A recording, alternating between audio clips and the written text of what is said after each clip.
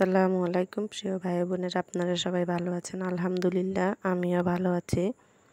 আজকে সকালে নাস্তা বানিয়ে নিলাম রুটি, আর ঘরে মাংস তরকারি ছিল, সেটা দিয়ে নাস্তা করে নিলাম, আর কিছু বানাইনি।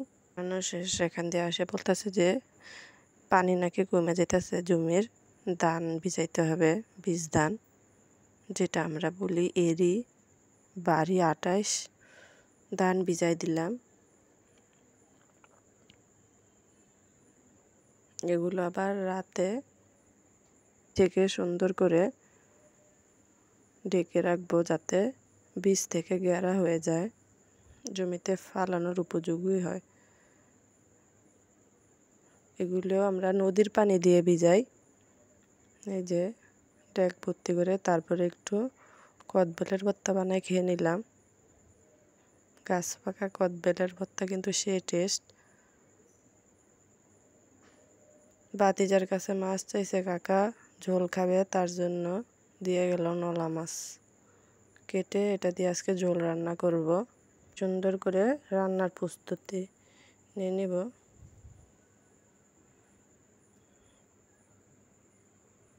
মানুষের সবারই কৃষিকাজ, কারণ ধান ঘরে ঘরে সবারই আসবে। শরীরটা বেশি ভালো লাগতেছিল না, চিন্তা করলাম একটু চা খাই, দেখি ভালো লাগে নাকি। তারপর একটু পানি বসাই দিলাম।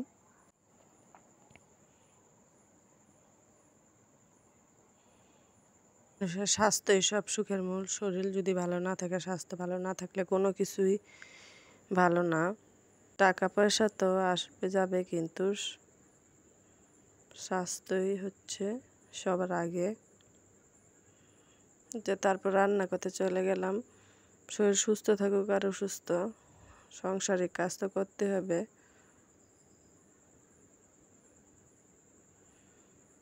প্রতিদিনই রান্না ছাড়া খাওয়া যায় না, রান্না করেই খেতে হবে। এটাই হচ্ছে ভাগ্যের খেলা। এই যে মানুষ ধান লেচা দিতেছে,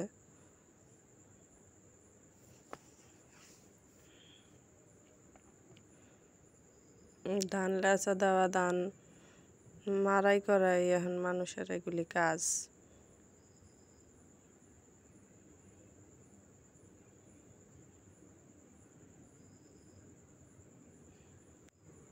সব কাজই করতে হয় রৌদ্রের মধ্যে, ছাওয়ার মধ্যে কোনো কাজ করা যায় না।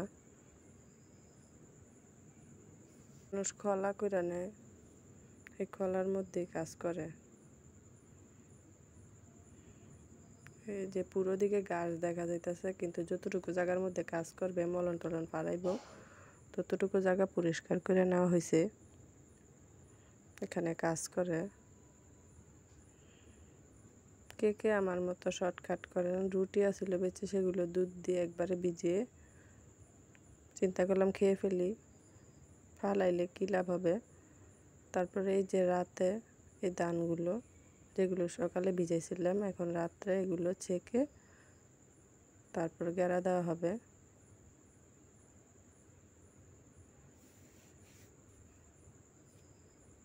পানিগুলো ফেলে দিতেছি আগে, তারপর ঢেলে দিব পাতির মধ্যে, ওর ঢেকে দিব সুন্দর করে। আজকে এই পর্যন্ত, আল্লাহ হাফেজ।